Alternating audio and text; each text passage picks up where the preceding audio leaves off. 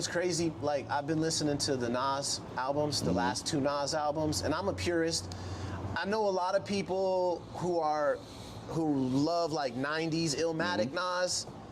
They have issues like, yo, why is he rapping like this trap cadence, and why in this? And I'm not mad at him for trying to tap into this market that we have. Right. You know, I'm not like, he has to eat. You know what I mean? But as the hip hop purist, I don't want to hear Nas spitting trap raps. I don't. That Nas, he knows that too. Feels weird. You think he don't know that? He knows. And that's why he made the song with Lost Professor. This was my stuck in the 90s. Exactly. He says it. Yeah. He's talking to you and me and everybody else. He's saying to us, yo, I can do this shit with my eyes closed. Yeah. It's not about what y'all want. Right. It's about me running my business. I can scrap all this shit right now today and go back to the block and do all that shit y'all asking me to do. But is y'all gonna fuck with it? You gotta think, all them years when he was making them records, cats wasn't fucking with it like that. Right. And now he's at this point where this man can do whatever the fuck he want to do. Grammy. He won a Grammy. He doing film. He's on Showtime right now. Yeah. He got a documentary about Ralph McDaniels, Video Music Box in New York. Yep. If you don't know about that, Ralph McDaniels was before MTV, before any of that stuff. Let him know. He was in New York putting out, making Nas, ain't hard to tell. Ralph McDaniels shot that video. Him and Big Kid shot videos. I wouldn't even know they shot Wu-Tang videos, Bell Biv DeVoe, TLC, all these videos. But this man had a Channel 31, not even the main channel. And Nas put this out for him as to say, we need the world to know about Ralph McDaniels. So I think people need to take issue with what he's doing musically, because they've been saying that about him since Nostradamus. Right. You know what I'm saying? So it's like... Yeah, he did, yeah. You know, when they did the song with Genuine and Destiny Child. It was very clean, like commercial... Right, you know. but Nas has a balance of when you can look at Stillmatic. There you go. All that shit, Purple and all these songs, like, you have to give him his shine to say, you have room in the world of this hip hop shit to say you can experiment and do different things, because we don't know that. I know this dude got people in his ear, you know, label wise, like, yo, okay, these really didn't sell like that, and he's like, yo, I'm like, you know, how can I stay today? Let me go do this. Right. I know y'all not gonna like it, but I'm gonna do this, tap into this crowd over here, because I can always come back to y'all. Right. Y'all waiting for me to do that. So it's just, you know, people have to understand why certain moves are being made and not get too upset about it, because we all still know he still got bars. Yeah, the bars are still definitely there. Because he chose to do the music. I got songs right now I know that are different from what I normally put out, but it's not too far away from what I do anyway. You played a new joint last night, and it sounds like it meshes in with your whole... Right, and because I know if I don't do that, what it has to do for these people, it has to still stay in that vein, but for me, it gotta be bigger. Right. Right. Right, word up, word up. So, man, early in the talk, you mentioned that first you was dancing, you were breaking, and then you got into graffiti art. When I order merch from you, it's been a few times. You send the envelope with the tag on it. I don't know, I want to say this, I almost feel like the tag on the envelope is more valuable than the merchandise inside, because it's your hand that touched that page. This hat is dope. You signed the inside for me. This shit is fly. This could be reproduced. But not with the signature on it, right. But not with the signature, not the tag. Like, I framed the U.S. postal envelope with it. You know what I'm saying? And I was like, yo, this is what I purchased. And that's why I do it. Yeah, I got one guy, my man Chris Stutter. This dude keep all his packages in a corner of his room. And he showed me, like, look, everything you sent me, I kept all the stuff. Yeah. He framed a couple of them and the boxes and everything. And for him, he said, yo, I'm never throwing that away, because you wrote on all that. Right. It's like having baseball cards or baseballs or football signatures. So, you know, and actually, I did that one day by mistake, and I thought that I wasn't supposed to do it, and I asked the lady, I was like, yo, can I write on these? She said, you do what the fuck you want to do with them things. Yeah. Oh, as long as the thing black out, let's do this. And it's extra. And it became my thing, you know, to say that You know, if I, it's not to say that somebody else can't do it, but Yeah. I know if somebody else do it, hey, you got that for me, because exactly. no one is signing their packages. So it is a thing that makes it genuine. Like you said, it's giving them something else other than just the, and I want them to know it's me doing it, because you got a lot of third-party shit going on where if it be Shopify, Teesprings, everybody's like, you don't need inventory. Yes, you do. Yes, you do. Yes, y'all do. Okay, I'm taking notes. I man, got a lot of people that I'm think guilty. that. Yeah, you gotta have. I'm guilty. Even if you don't want to have a whole bunch of stuff in your crib, you gotta have 2 dozen t-shirts, 2 dozen hoodies. Yeah. Because the thing that you gotta understand is Teach when you out, say like last night, right. you was hosting the show. Yeah. Say you had a table, a merch table, even next to you, even if it was CDs with a t-shirt, hats. This is a promotion for you. Yeah. And you have a platform. So I try to tell people, like, don't fool yourself. Because when you're talking about doing no inventory and you want to sell on demand, you might not have people lined up to do that. Yeah. So, like, and there's a lot of people that don't like to purchase shit online. I know a guy that only do Western Union because he don't trust none of that shit. Wow, okay. So he's like, yo, I'm gonna send you this, and he put up like maybe $200 in there. He's like, give me, what can I get for 200? Yeah. So, and then 2, if say you having a conversation with somebody, and say it's your family member, right? And they come to your crib. I see you got these t-shirts and hoodies and shit online, and you got them in here? Can I buy one today? And if you say no, he gonna be like, well, why not? He don't understand. Yeah. But then that's why I tell people, at least have some on your hand, because it's easier for people and for you to have that right there. So, I'm gonna tell you another story. My brother, he was trying to do the Teespring and all that. Yeah. And I told him, like, all right, his friend came to my house, and my brother visited him from Florida. So he come over, and as soon as his man sat down, he said, okay, I'm here. What you got? Where's the merch at? I said, what size you want? It was like, oh, extra large. I ran upstairs, got him every t-shirt that was XL, every hat, what color had you? He said all that shit. My brother looking at me, I was like, see? Yeah. See? Because you don't want to have no merch in here. You got to have it on hand. Because then, and especially when you're doing those shows for the table, these people don't want to pay shipping fee. You don't want to pay no shipping fee. I got it right here. Exactly. You know what I'm saying? So it's like, you have to be confident in yourself that when people say you don't want no inventory, right, because you're supposed to sell it. But you have to promote it. You look at people's Instagram page, and I know this going off the topic of all the questions. No, go when ahead. You look at Instagram, and you look at people that you know are MCs and artists and shit like that. They post don't have nothing to do with what they're doing. Right. I see dudes posting cats and dogs, thinking shit funny. Right. You know, like, yo, when you go to my page right now, it's all work. I'm not doing nothing else. I don't have no time to play and no jokey TikTok shit and none of that. Yeah. Until when people get that in their mind that Instagram is a tool. That's why everybody getting kicked off. Right. Getting kicked off the algorithm because you're doing dumb shit. You saying words. With everything that happened this past year online, whether it would be Facebook, Donald Trump, all the conspiracy shit, these companies are now saying, we're getting in trouble for this shit. Right. They blaming us for kids killing themselves because their self-esteem is down. Artists, use this shit for what the fuck it is for. Instagram ain't nothing but a big commercial tool for you to promote yourself. When your shit ain't popping and you're not getting no shows, you're not selling no shirts, you're not getting features, because motherfuckers is looking at your page like, what the fuck am I supposed to be doing right now looking at this, and what am I getting from it? Yep. So you have to take it, people have to take themselves more seriously on a level of like, when you wondering why your shit ain't popping, it's because of that. Look at your page. It's dog, cat, funny, TikTok. You can't have, your kid picture and this, that. You gotta have one way. Yeah. And if you want to do all the other shit, get another page. Because a lot of people have sense of humors and shit like that, and they want to show they funny. Fuck all that. When it comes to business, you only supposed to show, merch, studio, on stage. Again, repeat. Fans repeat. in your shit. Fans wearing your stuff. Repeat. Yeah. And you have to be really dedicated to this to make it work. These young kids are getting paid millions of dollars on these YouTube things and Spotify. I mean, like, I just really want to show our age group has to do a lot more. Yeah. Of course, to win. but don't shoot yourself all in the feet, trying to be like everybody else and thinking you're a comedian and then jokey shit. Like 2022, I want all y'all to stop that shit.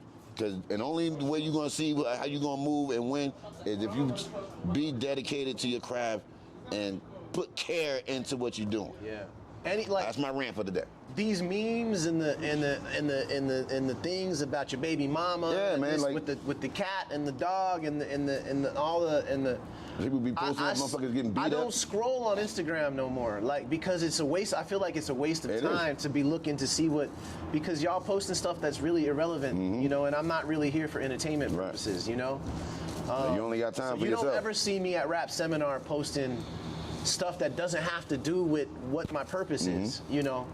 But if you got merch though, that is the best tool to use because you can do as many. And I know I got dudes that say, you know, they feel like you're posting too much. Like, yo, you can't post enough.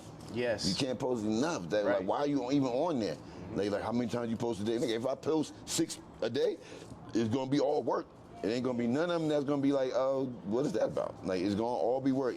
And people could probably think I'm boring. No, I don't want to have no opinion on Instagram, none of them social media things. I just want to put out product and go from there. That's right.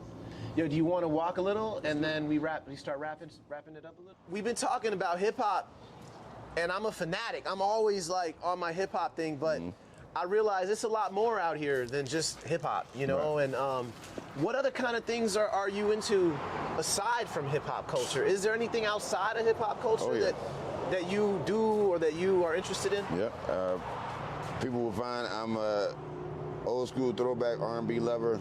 Oh, what? Of the 80s and 90s. I'm into a lot of R&B. I like Robert Glasper. Yes. You know, he's a real eclectic dude. I mean, I'm all over the place when it comes to music. I grew up with my DJ. My father was a DJ, so I have records all through the house. I'm into a lot of anime. Those that know me, I'm gonna show you something right now. For the world that knows. Oh shit. This is Jubei from Ninja Scroll. I got this tattoo when I was in Barcelona. Wow. And if you can't make it out, that's his hat, that's his face right there. His hands on the sword. So I'm a big anime buff. You into Avatar: The Last Airbender? Yeah. Even the dude, the artwork on there was crazy. The artist that works on that, Full Metal Alchemist, all it. I mean, pretty much any movie you say, I've seen it. Okay. And I try to find new stuff all the time. You know, because I still draw. I'm an artist still, and I'm heavily influenced by anime. I love it. Anybody that know me know what I'm into with that. And you know, you surprise a lot of people with that. Yeah. So then, do you have you done exhibits with your art? I'm working on that. I'm working on that now. Your art, just the art. Yeah.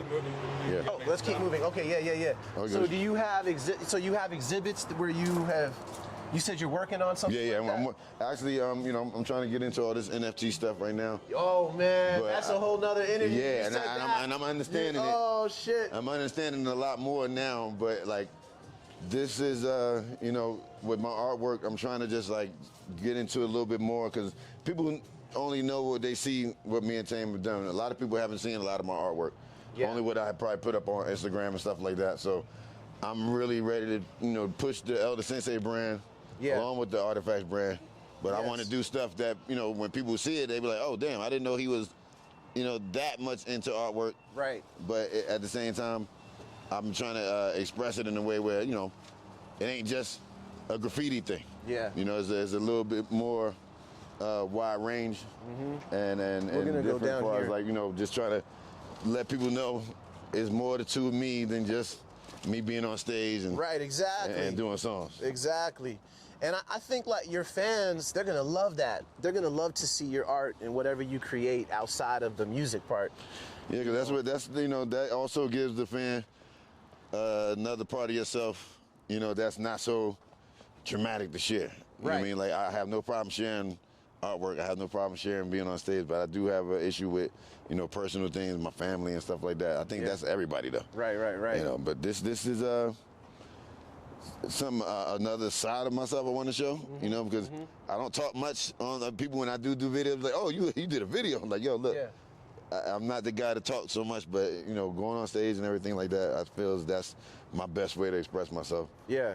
Yo, the crowd was loving it last night, man. I'm a host, and I've emceed a lot of shows, and I try to get the crowd hype. And I told you last night that when the MC gets on the stage and I see how they affect the crowd, it's something magical. You know what I'm saying? We're going to go right up here to the balcony up there. Dope. And when I see the MC touch the crowd and the crowd is listening and doing it, like, I'm always amazed. I'm like, yo, how did he get them to do that? You know, it's like you command the stage. You know what I'm saying? We could go up.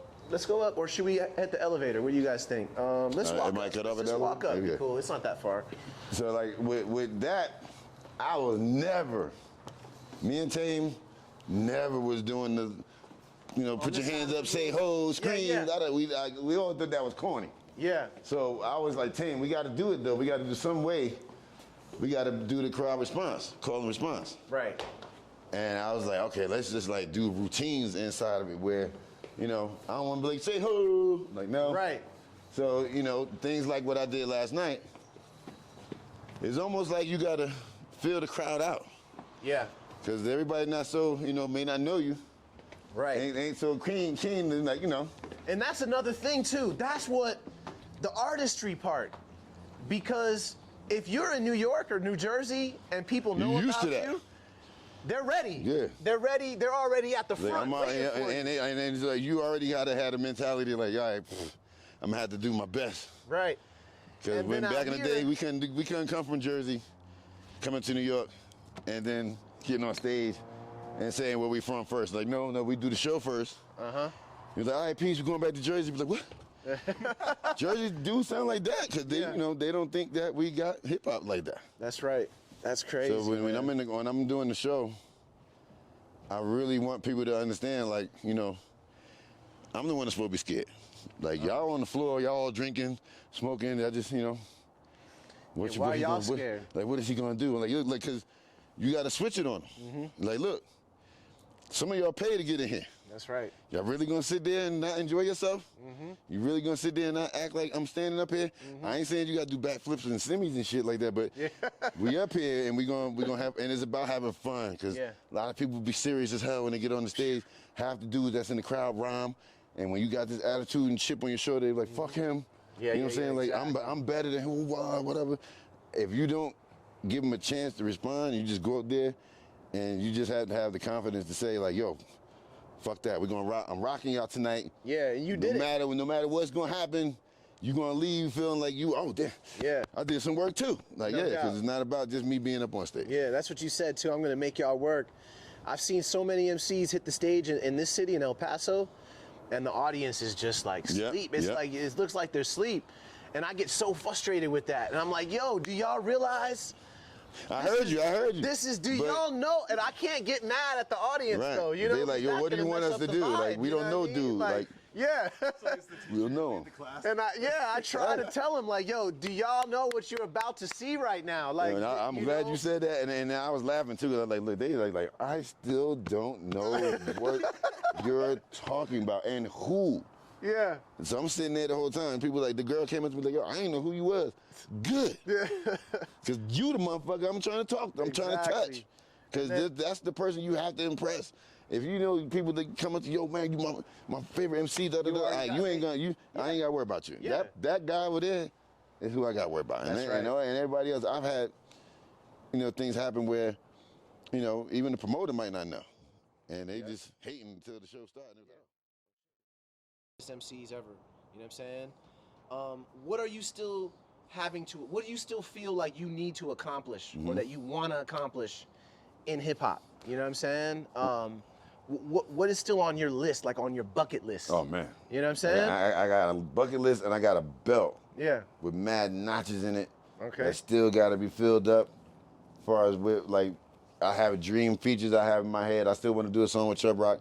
Actually, I just did one with CL Smooth with my man Ghetto Socks. That was a dream come true. So You know, I still have producers that I want to work with, Pete Rock, still, Lars Pro, Primo. And, you know, I always feel like I got something left in the tank.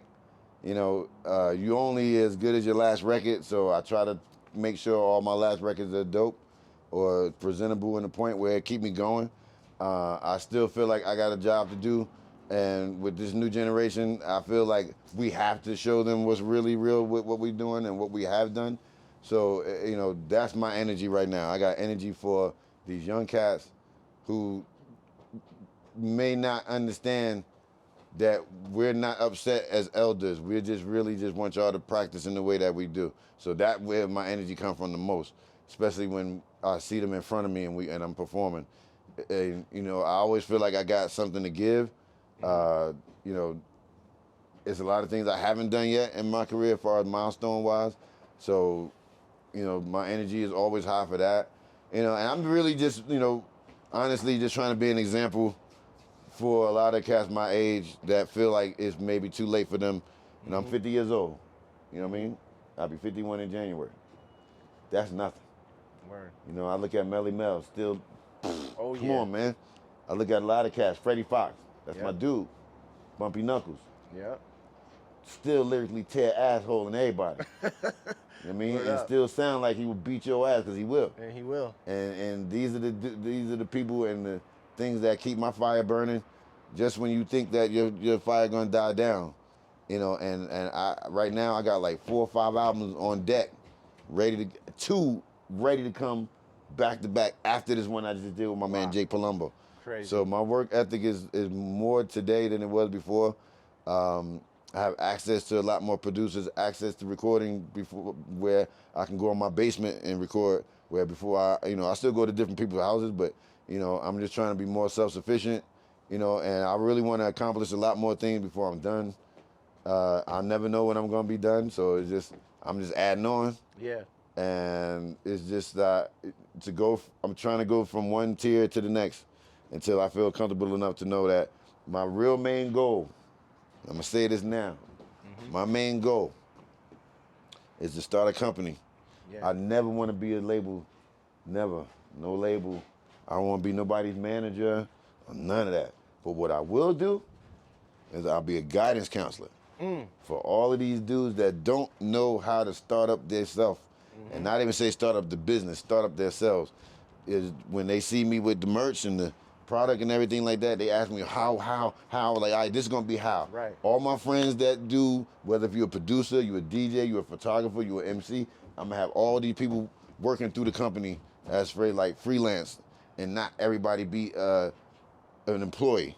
Because when you're an employee, you stuck to one job. When you're gonna be a freelance person, you can go to different people and not be stuck on one. You just work, and it's not a contract. You just like, yo, I need you to do this job. If you're a photographer and I got 10 people lined up and they got a package that they're doing, yo, you got 10 people you about to take pictures for. What's your flat fee? How many hours do you need? So you establish with all these different people that I know that work regular jobs but do these things on the side as a hobby. So they can make extra bread on the side, and at the same time we giving all these people an outlet to come to that use these tools, because a lot of them don't know where to start.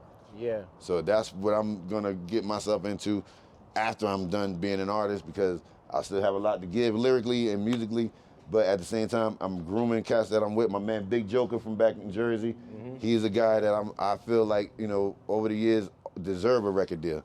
And if he can't get one, I'm making my business to do an album with him that we got coming out soon together, and then he's gonna go on his own and then be able to do it the way he wants to. I never believe in throwing people out to the wolves. If you got something to give him advice-wise that'll help him, yo, if I can't get you a deal, come on, let's do a record together. That'll help you out more than me trying to get you a deal. Because then when you do that, it'll sound like this, and people will expect that from you after you work with me. So, you know, I go on and on, but that's the immediate thing I want to do. So it's like mentoring. Yes, Mentoring definitely, and helping people like find their way. Yep, and at the same time make bread doing it and show other people how they can make money doing it themselves. I don't know what you described it. You said you're a guidance counselor. Yeah. I was thinking it's like maybe like a camp counselor. It's like rap camp, you know? Just, Right, I mean, in a sense, because, you know, skills and and nobody cares like so much. If you done being an artist, you're not gonna care so much about that part. when you're doing it with somebody else. Mm-hmm. If you care, if you still doing it, you're gonna be like, hey, yo, you should probably, let's do it like this. And you're gonna get pointers. You're gonna get, because you first still in the studio Right. being active. Right. So, you know, a cat will take your advice more than somebody who's not, because they see you actually out there still putting out music. Mm-hmm. Word up, man. It's beautiful. Yeah, I think that's important. You know, I'm a dad, and being a father got me thinking different about everything that I'm doing, you know, and now I realize that even this moment, I have my son. Right. He's not necessarily right here, but he's soaking it up. Right. I mean, He's that's how listening my to son you. was there. You know what I'm saying? Even my autistic son, I used to take him when he was younger, studio with me every time, all the time. And my oldest son, my youngest son rather, he understands it. You know, and where he's like, damn, he's like, yo, I was like, yeah, look, you like all these people. I know Redman, I know this guy, Right. but he don't like take it like that because I'm in the house. But he don't like, oh, my dad is Elder Sensei. Like he's like, my dad is Elder Sensei. I know, y'all. Yeah. So now his friends on Instagram following me. So they're like, yo, you ain't telling me your dad had a new song out. So he's like, what y'all talking about? Yeah. So I'm trying to get him to understand, like, because I never, you know, was on him with it like that. Like, you know, it was your dad. I just be like trying to ask him, like, who's that? I know it's you, Elder Sensei. I love So it, it's man. great. It's dope. You know, it's genuine, and I just really like, you know, I know a lot of dudes like my son, and they want to do music like me, and I just try to tell them the right shit, and what shit not to do. Yeah. And That's important, man. And I know that they're gonna appreciate it, you know, whoever you're working with, because these are lessons that will last beyond your lifetime. Right. You know, beyond, they're passing on beyond their lifetime. And that's the whole point of it. That's the whole point of us doing any of this. When we gone, you want people to talk about you in a good way and good light. You know, they're never gonna know us as people individually, like they, you know, being a friend. Yeah. But people really think they know us as artists through music. Yeah. And that's something you can't take for granted. Mm-hmm. You know, and you really have to understand that without these people, we ain't shit. Yeah. Quincy Jones said that on stage at the BET Awards one year, looking out in the crowd. He was like, y'all motherfuckers better understand. No, Smokey Robinson. He said, y'all gotta understand, y'all only go as far as these people take you. So be nice to your fans and understand that without them, you ain't shit. They come first.